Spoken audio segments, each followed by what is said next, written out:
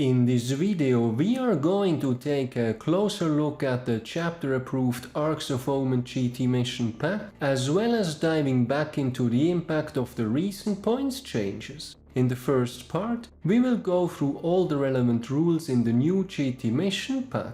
In the second part, we will then do some MFM regarding points changes and the loss of AOC for the Deathwatch, in an attempt to find out whether we come out as overall winners or losers of these latest changes. Lastly, there will be a quick wrap up of what has been covered. Welcome to SwissHammer, your channel for modeling in Warhammer 40k. My name is Tammer, and I will be guiding you through this video. Diving right into the chapter approved Arks of Omen GT mission pack, what primarily stands out here is the new Arks of Omen detachment, which was already previewed on Warhammer Community, and both Mikkel Klangby and I did a hot take on this in our recent special episode, discussing what's coming for Deathwatch. In a nutshell, the new detachment allows to more or less freely pick the 3 mandatory choices from any battlefield role, which results in armies technically no longer being stuck with the so-called troop stacks. For the Deathwatch, however, this has never been an issue, as our kill teams are troops anyway. The main advantage we are getting out of this new detachment is the option to take a 4th HQ, which might be interesting now that Armor of Contempt is gone and we are back to the dominant sieges for our primary skill teams. The heroic support stratagem for 1 CP also allows doubling up on an otherwise detachment restricted single pick, such as a Space Marine Captain, but keep in mind here that for instance the Watchmaster has a 1 per army limitation on his data sheet, meaning on him this won't work. Furthermore, it is also possible to freely add an allied detachment, which can for instance be interesting to soup in some knights, but also in this case, the competitive Deathwatch lists of the past few months have been running a single detachment anyway, regardless of AOR or not. One indirect advantage, however, could be that other armies will move away from troops, which makes our own troops even more important, no small thanks to OPSEC, and of course the new sticky objectives ability that was added for Space Marine troops in the most recent data slate. All in all, good changes here for the Deathwatch. The actual mission steps and starting CP remains largely the same from Warzone Nephilim, aka we are still starting with 6 CP only and no longer get a free relic and warlord trait, keeping CP as tight as ever for the average Deathwatch list. One thing of note here is that putting units into strategic reserves is now free, which may or may not be beneficial for Deathwatch. On one hand, we have our amazing Teleportarium strat, which I personally feel gets a little devalued, as you are now weighing paying CP for better deployment options with the Teleportarium strat versus doing strategic reserves for free. Beforehand, the advantage of Teleportarium was even greater. On the other hand, since moving to 6 starting CP only, I never really had spare CP for the Teleportarium anyway. Moving on to the secondary objectives, here it is where things are getting spicy. For the core secondaries, Assassination, Behind Enemy Lines and Grind Them Down now provide a CP gain when done by the troops battlefield role, which of course ties nicely into our kill teams. For the faction-specific secondaries, it turns out that Mikkel Klangby was right, and Space Marine supplements get limited to a single additional secondary objective, and not an additional one to the ones we already had before. I completely misread that one on Warhammer Community. Unfortunately, this means for the Deathwatch that Long Vigil is gone, and we are stuck with an improved Cull order, now allowing us to select 3 battlefield roles from our opponent's army, and getting 5 victory points for each of those battlefield roles we managed to wipe out. Personally, I feel that this one is going to be highly situational, and there are ways for our opponents to completely mess this up for us. Let's say one has a single cheap fast attack in a list, and if we are picking that one for Cull Order, the opponent would just stick it into strategic reserves for free and never bring it out, preventing us from scoring. Perhaps overly hypothetical, and I understand GW wanting to move away from passive secondaries, but I think between the standard Space Marine and the core ones, we are going to have a far harder time when compared to Warzone Nephilim. As far as the standard Space Marine ones go, Codex Warfare hands out 2 victory points for Devastator Doctrine kills, which is yet another reason why we need an updated mission tactics, and the Oath of Duty part from Oaths of Moment is also back to 2 victory points. For the missions themselves, there are slight tweaks here and there, and while I am not going through them in greater detail, I think it is worth pointing out that both sticking to kill teams, including a single Spectre's kill team, remains a major advantage for the Deathwatch for successfully playing these missions.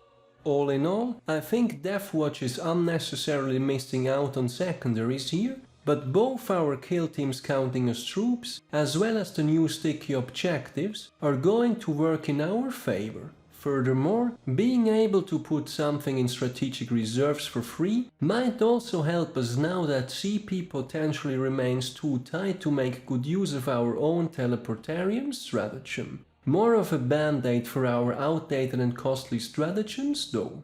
With the GT mission pack out of the way, let's have another look at the Monitorum Field Manual and the points changes that I covered in greater detail in my last video. If you have not checked this one out yet, the link is in the description. As I was mentioning in my initial review, the points changes on the Proteus kill team datasheets, aka base points up and war gear down, are not that straightforward to judge, and it took me further discussion across various platforms and an article published by Goonhammer to fully make up my mind on this. Ultimately, the big question is whether we are coming out better or worse from these points changes. Goonhammer has taken an interesting approach for answering this question, namely by running some MFM about the loss of armor of contempt versus points reductions. I link the full article in the description. I highly recommend the read. In a nutshell, whenever armor of contempt improved an armor save on a Space Marine, its effective wounds increased. With armor of contempt gone, we can now calculate the required points drop in order to break even. The main challenge here is of course that this value depends on the exact AP the Space Marine is getting hit by, as well as whether the datasheet benefits from additional damage output, for instance Intercessors getting a free Thunderhammer as well as an Astartes grenade launcher. The example Goonhammer provides is an Intercessor with a 3-up save, getting hit by AP-2, which would result in the Intercessor needing a 25 points reduction in order to be of the same value as before. However, while Intercessors only decrease by roughly 10%, they also get a bunch of free war gear, which then boosts the calculation further in their favor.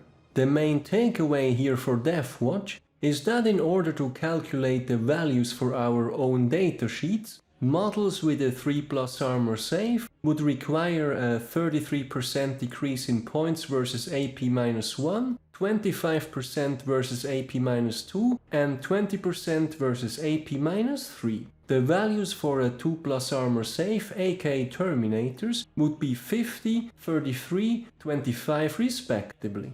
What we are already seeing here is that basically AP-1 profits the most from the removal of armor of contempt, while AP-2 is a predicted sweet spot where the new AP meta might up falling into.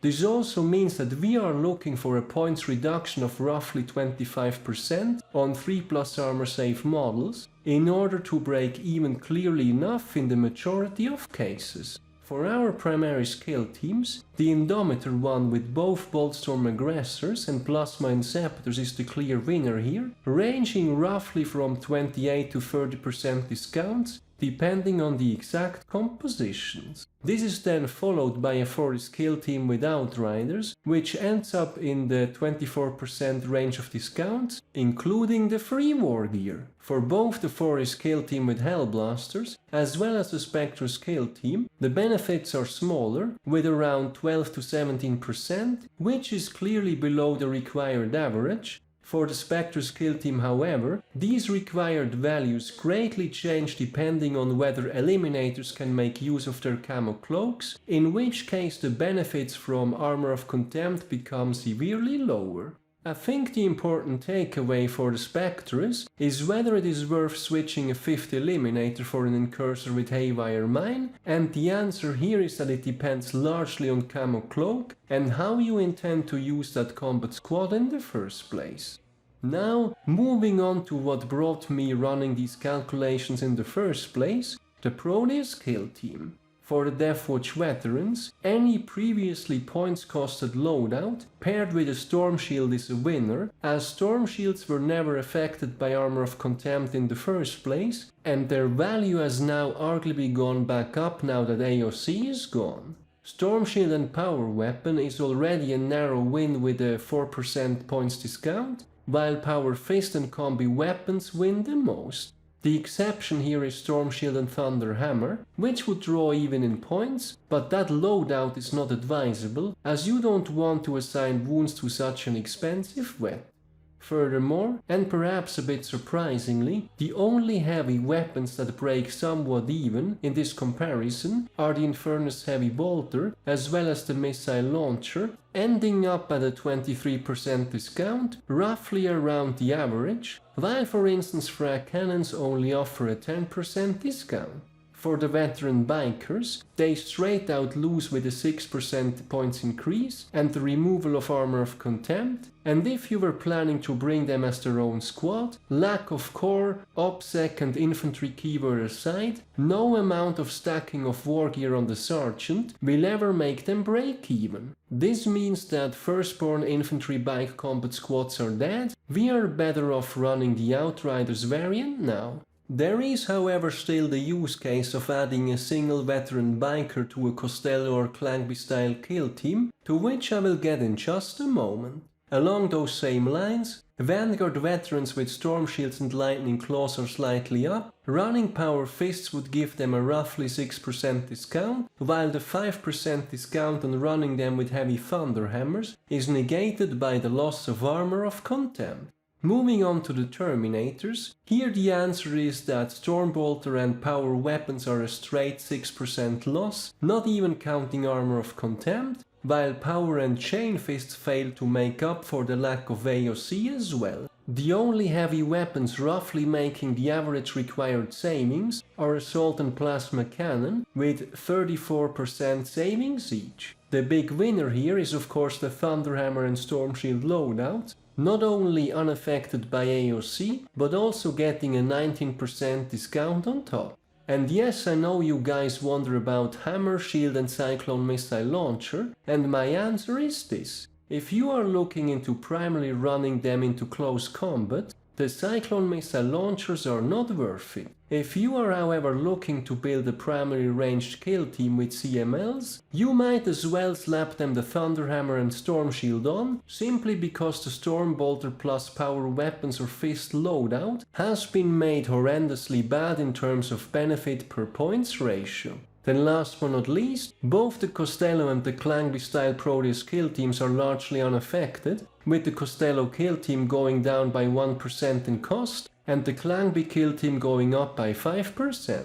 These both can now make use of a 4th Storm Shield, as well as 4 free weapons on their wets, which could be either Combi Flamers, as anti-charge deterrents, or even Power Fists for additional damage. Either way, the bottom line here is that both these kill teams remain viable.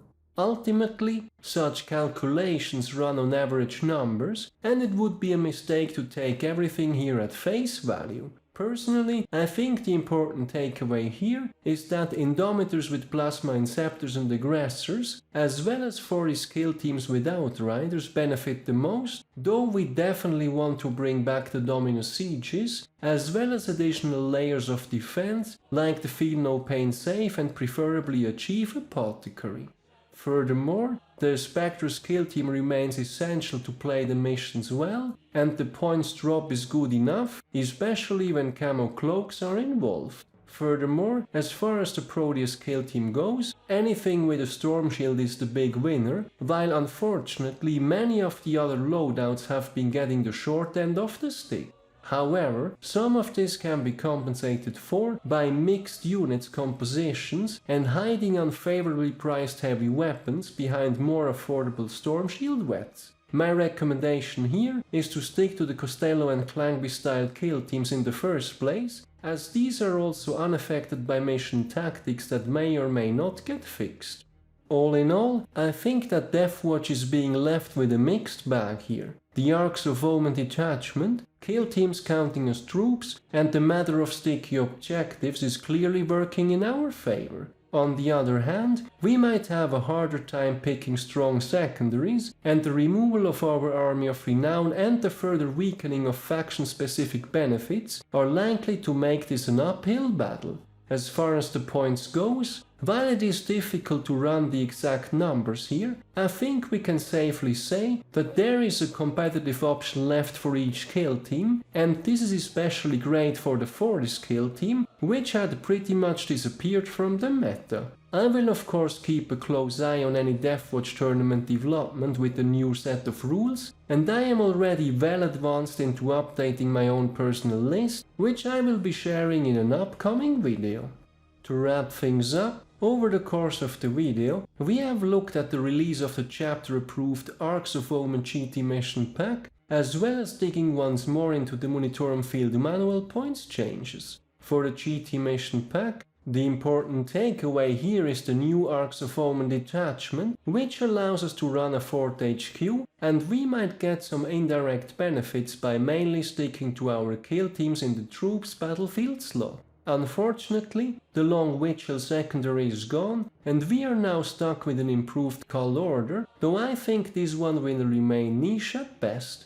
Taking a second look at the points changes and adding in some MFM, on the primary side, we are seeing both the Indomitor kill team with Plasma Inceptors and or Boltstorm Aggressors, as well as the 40 skill team with Outriders as the biggest winner. In either case, it is a good idea to bring back the old combo of the Dominus Sieges, Librarian and Chief Apothecary, to further bolster the defense of these kill teams. The Spectre skill team, on the other hand, remains an essential utility pick for playing the missions well. As far as the Proteus skill team is concerned, the short answer here is that anything with a Storm Shield counts among the big winners, including both the Costello and the Clangby style kill teams, which both remain playable, and the only way to still allow veteran bikers and even Vanguard veterans to keep their spots. Unfortunately, plenty of the other loadouts get the short end of the stick, especially in the light of the removal of Armor of Contempt and the possible emerging of AP-2 meta. AP-1 in particular is going to have the biggest impact on effective wounds on a Space Marine no longer benefiting from Armor of Contempt. So that's it for the new release of the chapter-approved Arks of Omen GT mission pack, as well as running some MFM regarding the latest points changes and their impact on the Deathwatch. How do these changes affect your own lists, and what kind of adjustments will you do in the near future? Any changes you will be doing to your Proteus kill teams now with all the war gear cost changes? Let me know in the comments. Finally, I would also like to mention that there is a SwissHammer Facebook page where I will be posting links to my videos as well as articles I find of interest. I do read a lot about the hobby, but not all of it will always end up as its own video. I look forward to seeing you there as well. I do also have a Patreon page. If you like my content, any additional support is greatly appreciated as it helps me invest into future videos. As always, thank you very much for watching, guys. Your continued support is greatly appreciated. I hope you have been enjoying this video. Give me a thumbs up if you did, and don't forget to subscribe if you haven't done so already. Thanks again and see you next time.